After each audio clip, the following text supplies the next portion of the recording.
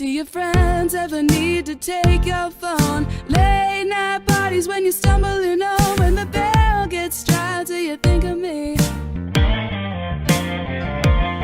Do your hands reach out to hold me near? Pretending and hoping that I'm still here. Or is that just a silly fantasy to think that you're thinking of me? Oh baby,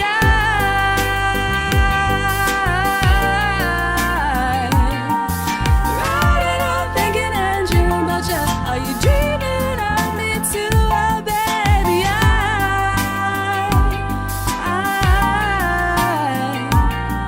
I'll cover your rent just this once, but living in my head every day of the month. Ladies and gentlemen, welcome back to another episode of Artistic Math, the very best sponsor only in the world. And I am Rant Riches, and I have the beautiful Kiana Corley with me today.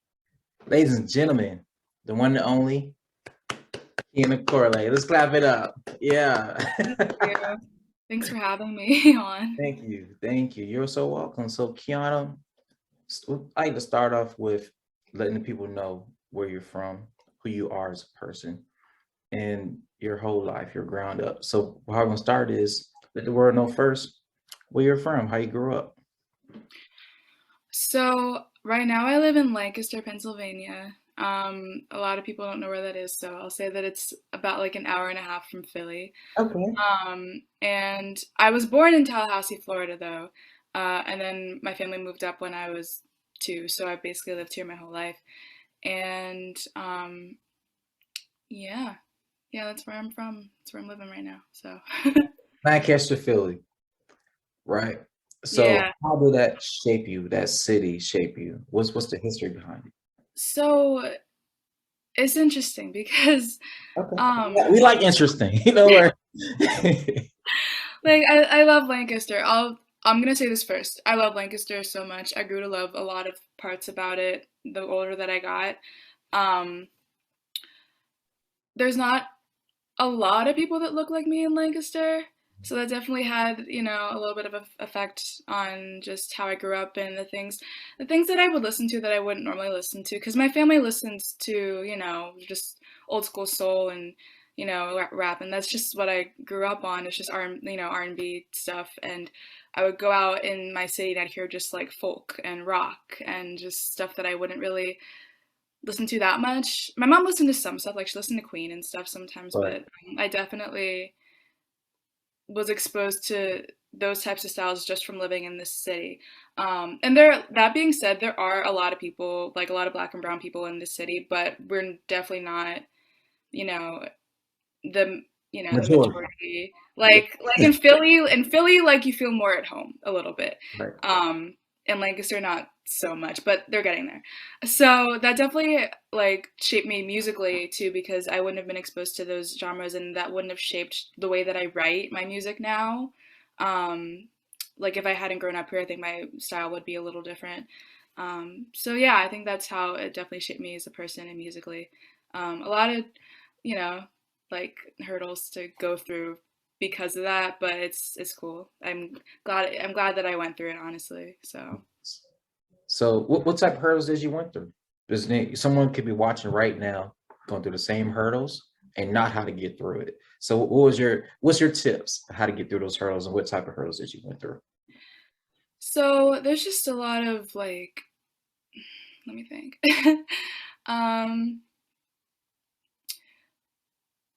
People just don't expect a lot from you if they're not used to seeing somebody like you. Like there's a lot of stories of kids, especially in like the private schools around here, that have like never seen a Black person in their life till they're like 17 or something. I don't know.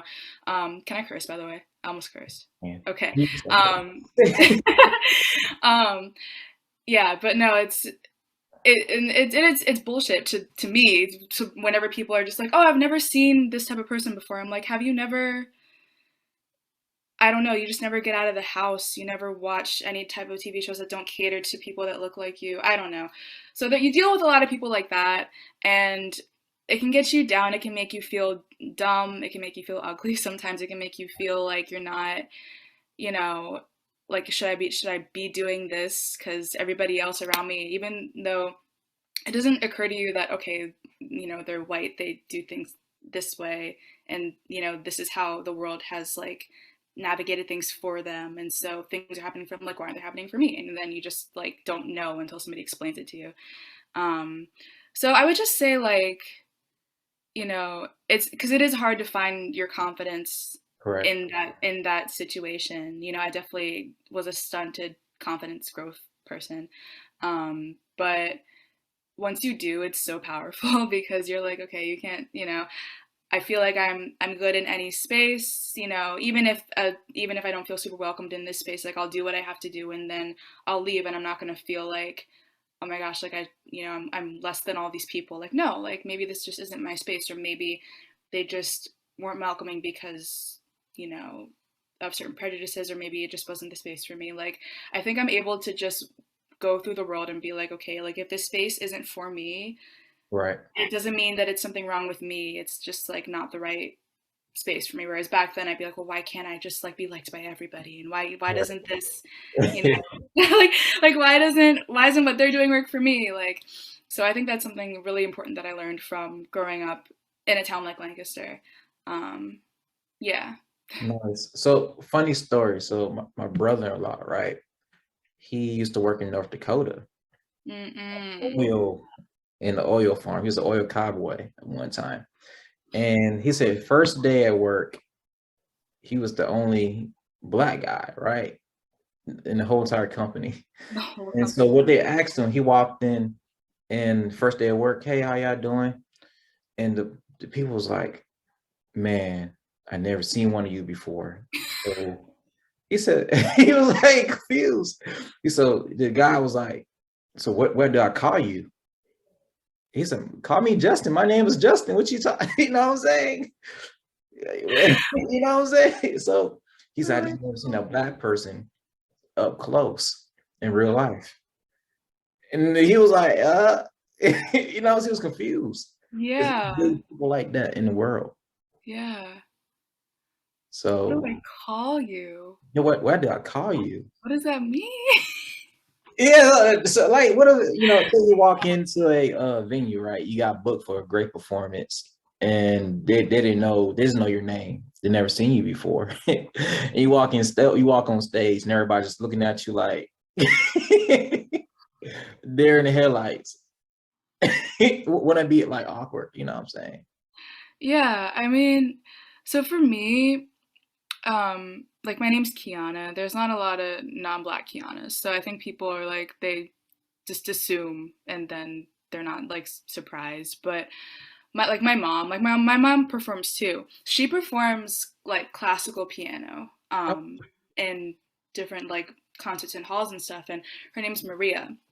And whenever people call her, they talk to her on the phone and everything, and then they see her, and she said, and she, she's like a woman that's a little bit darker than me, and she always has her hair out in an afro, and she walks into space, and there was like, oh, not, I mean, not always, right. but I think when she was like first starting up and stuff, they would be like, oh, because there's not a lot of black women in classical piano or classical music, That's you true. know.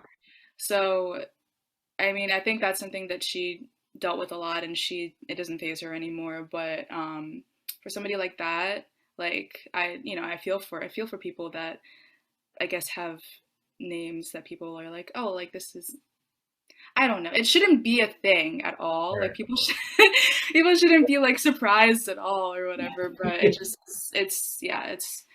rough. Yeah. So it's going back to the music. All right. So back to your life. Okay. So when did you first discover your love for music, and who introduced you to the love of music? So honestly, it's a good segue because my mom, I grew up just being around music all the time. Both my parents went to music school, and Nice. What schools did you went to? sorry, What schools did they went to? they went to Juilliard, which is Juilliard? yeah, which is kind of wild, but um, but they both did like classical stuff, and my mom stuck with it, and she played piano and practice for all the concerts that she had just growing up. And that was just my childhood. Like I just was constantly around classical music all the time. And then when she was done practicing, she would just put on Earth, Wind and Fire, Stevie Wonder, stuff Oh, like that. Like, and that was like there wasn't a quiet moment in the house ever. I am not used to this day. I'm like not used to silence in the house. Like if they're out of the house, I'm like, why is it quiet? And then I just put on anything. But like, yeah. So it was just around me all the time, and I feel like it was just kind of in the cards for me, just because my both my parents did it. None of them like my mom didn't force it on me or at all, but she wasn't like against it either. She was when I said like, hey, I want to like try to sing or I want to try and write songs. She was very real with me. She was like, okay, like you gotta love it more than you gotta want it more than you want water, and then once you figure that out, then you can go for it, and then you know that you have to put your all into it because it's not for the weak, and it's not for like just I mean if you want to have it as a hobby, that's one thing, but like it's just such a brutal ass business. But and I'm learning that more and more now that I'm like slowly getting more into it.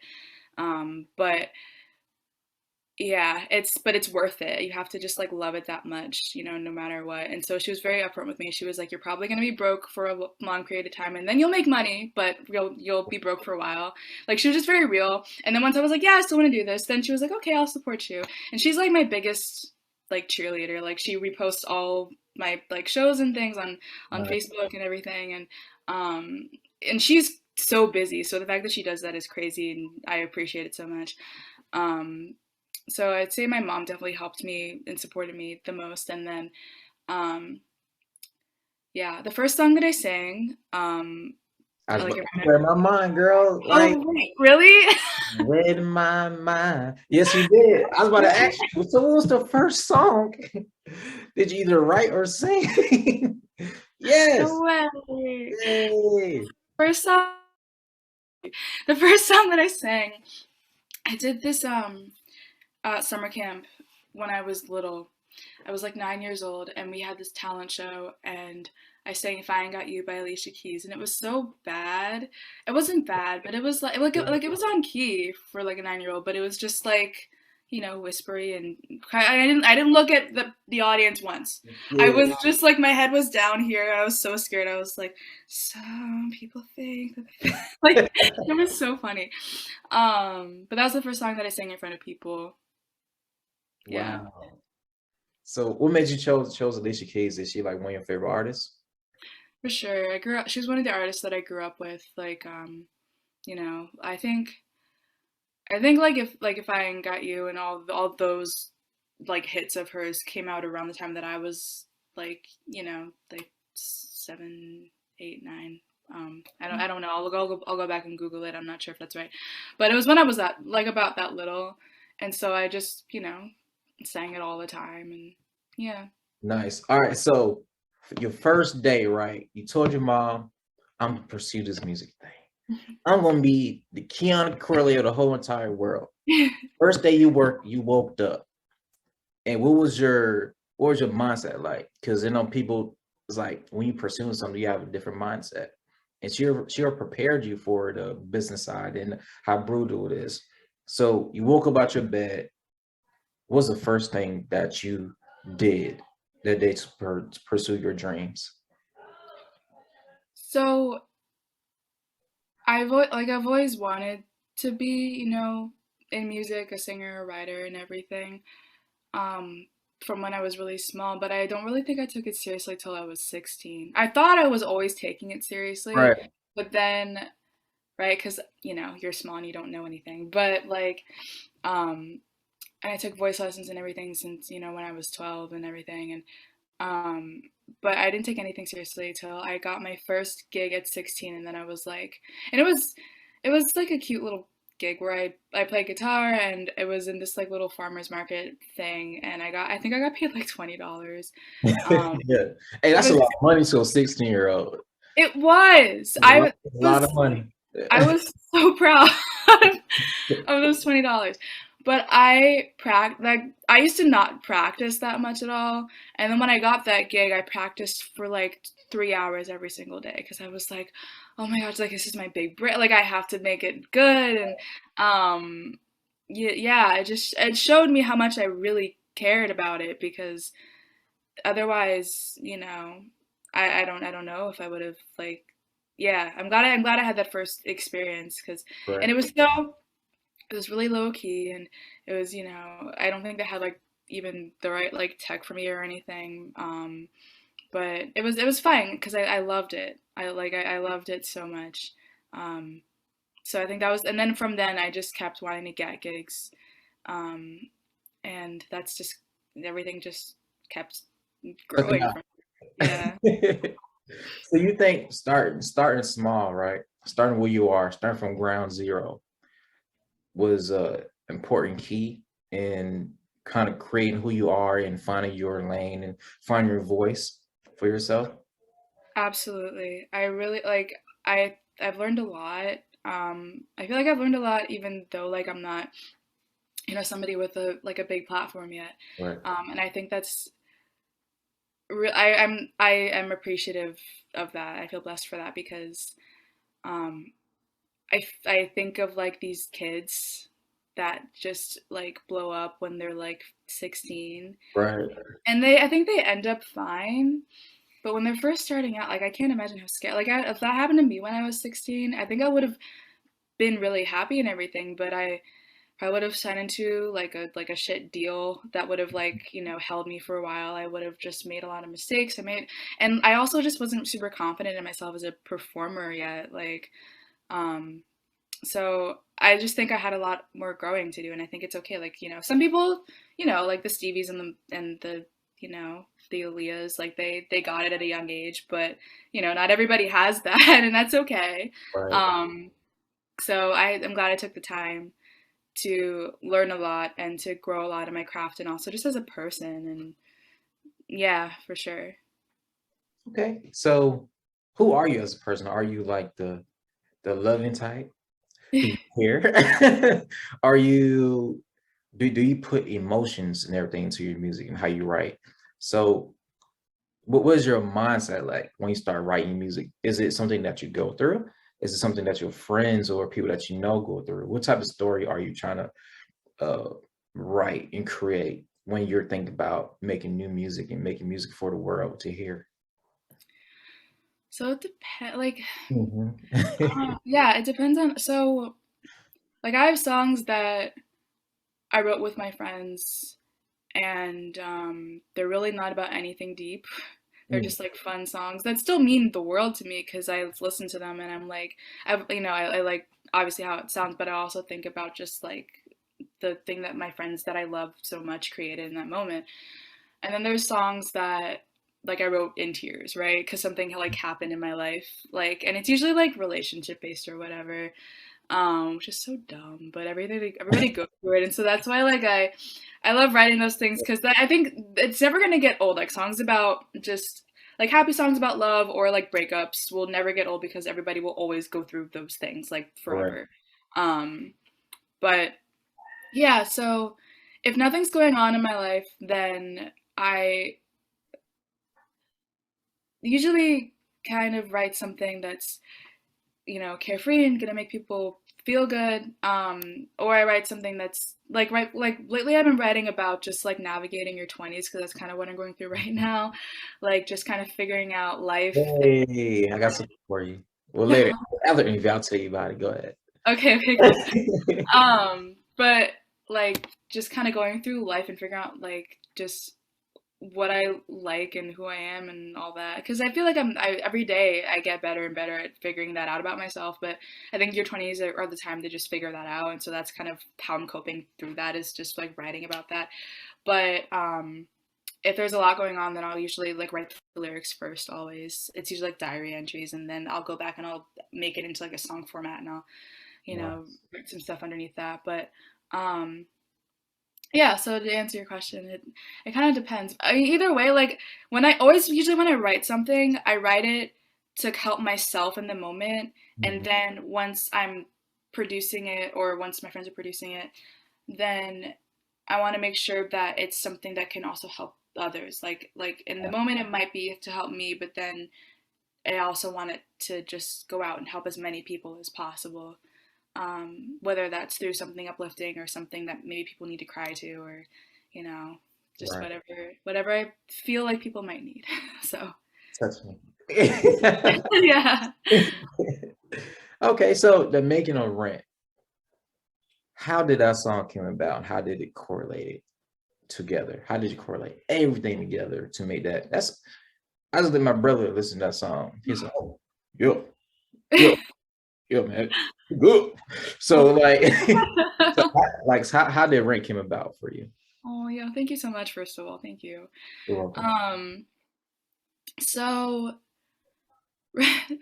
I'll be real. Rent was about an ex that came back. Oh, And damn. Go ahead. yeah. It makes And I was just writing through, just basically I wrote that song when I was trying to figure out if I should get back together with this person or not. And yeah, so that just helped with a lot. And I didn't want it to be, because I had already written a whole EP at that point, and it was all just like kind of more on the sad side. So I was like, okay, this is also not like super happy lyrically, but I want it to still be like, like upbeat, because I'm like, I'm tired of writing not upbeat things. I'm gonna write more upbeat shit to people to be right. happy, hopefully. So yeah, so I think that one, the lyrics came first, and then I wrote that on guitar and I sent it to, I have a best friend, his name's Brady, he goes by Birds, and he produces a lot of my songs. Shout And out so to Birds. That's a dope ass name. yeah, well, tell me said that. But uh, I went over to his house and we just kind of, you know, worked on it as many days as we could, because I think that time was like I think we were fresh out of quarantine. Mm. Um, and so we were still kind of like, on ice about everything, but I went over to his house as much as I could, and because I also like a lot of people, like lost my job around that time, and now things are good, but I had a lot of free time, and we just went over, and he helped me with like different sounds and everything. He also was just starting out as a producer at this time, so we were kind of helping each other, which was really really nice. Nice. Um, and yeah, and I got some, like my friend Sean played the bass on that, and going to music school is really nice because I just like ended up with a lot of friends that can play things that I need for, or that can produce things, or yeah. So that's kind of how that song came to be, and I wanted it to be. I don't know if you know who Emily King is. Sounds familiar. She's not like a super big artist, but she does a lot of like, I'd say it's like soul or like acoustic soul type things, and I was Right. listening to a lot of her things. Um it's also like super pop like oriented though. And so that's what I liked about her stuff, and that's kind of what inspired me sound wise for that one. Nice. That it's like oh my god, it's so catchy. Yo, thank you. So what artists do you look up to? Who like inspires you sometimes when you need to feel like a little bit of motivation to write something? Who's the first artist that you go to listen, get some motivation for yourself to write new music and create? um there's a lot. So right now, like I love Kaylani. Um Mhm. I love her a lot, and I love Corinne Bailey Ray. And not a lot of people really, I don't know, listen to her that much past like Put Your Records On, but Right. her entire everything she makes, I think, is just so good. Um, and so her, I love Leanne LaHavis. I love Chloe and Bailey right now. Oh, Chloe and Halle, I'm sorry. Chloe and Halle. Um, I'm really into Lucky Day. What's your Um, Lucky Day? Is hmm? that is Lucky Day or do they no? He's one person. All right. Yeah. Never mind. So good. He's something else. Anybody that's listening, like, you should definitely listen to his whole recent album. Okay. It's not recent. It was like released I think like 3 years ago, but it's still so good. Who else? There's so many. I'm trying to think. I love Yeba right now. Yeah. Yeba, she's good.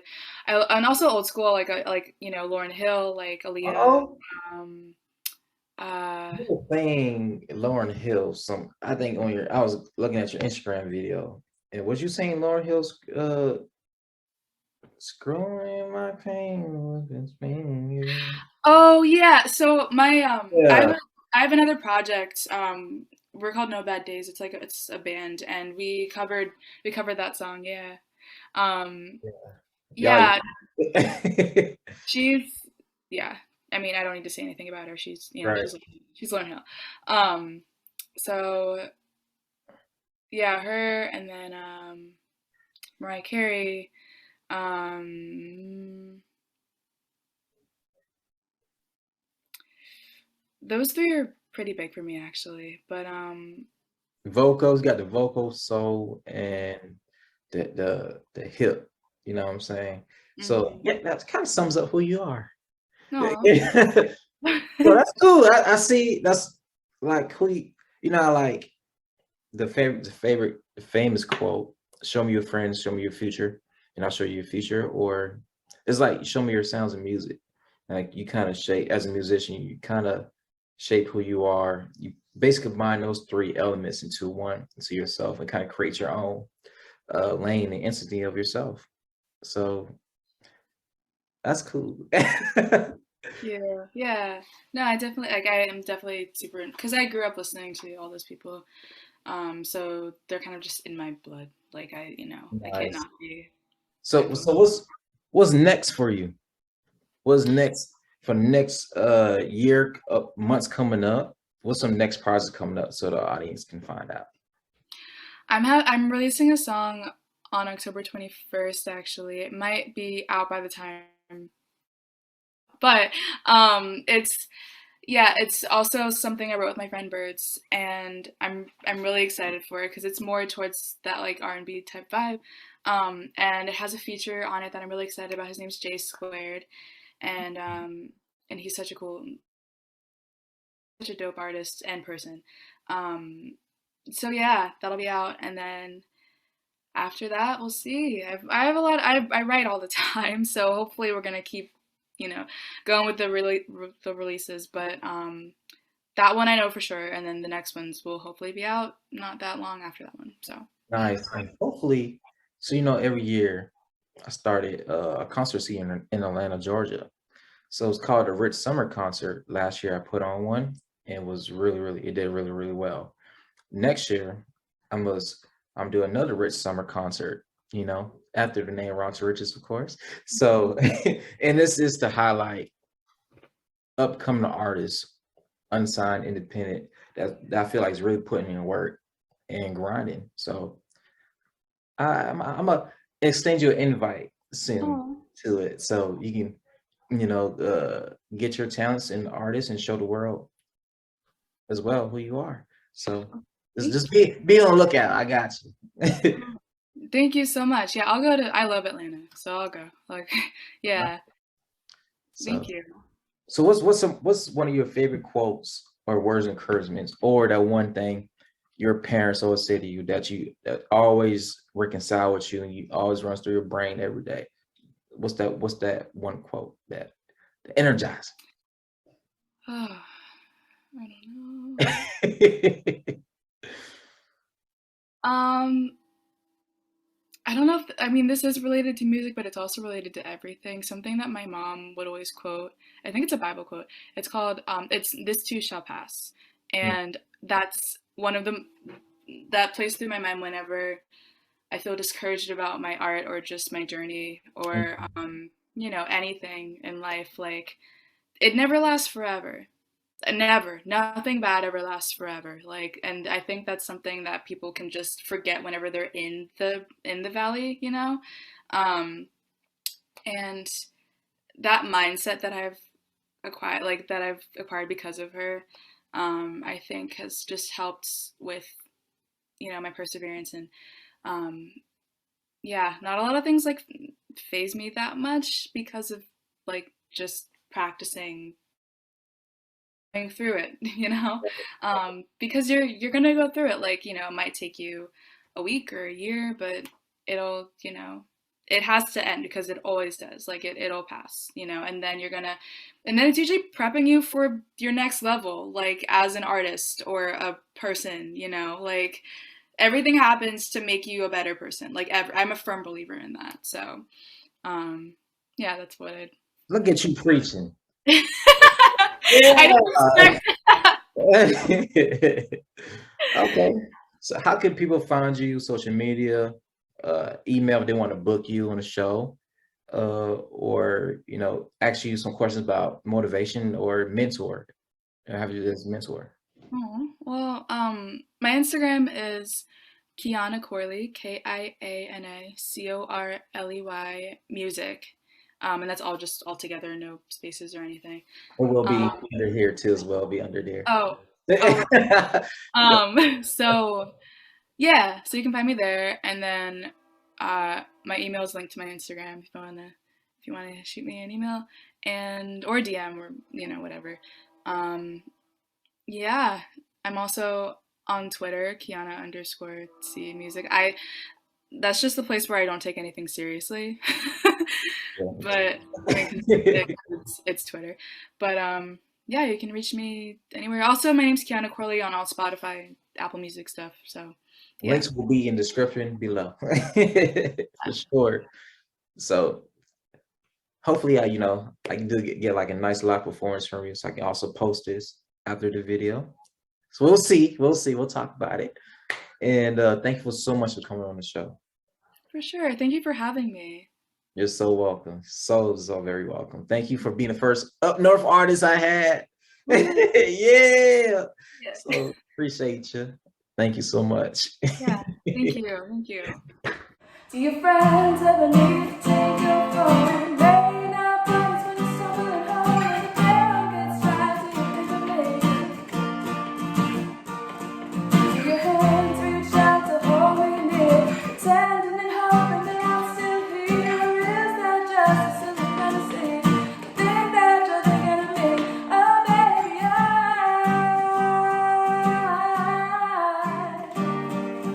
riding and thinking and dreaming about you. Are you dreaming of me too, my baby?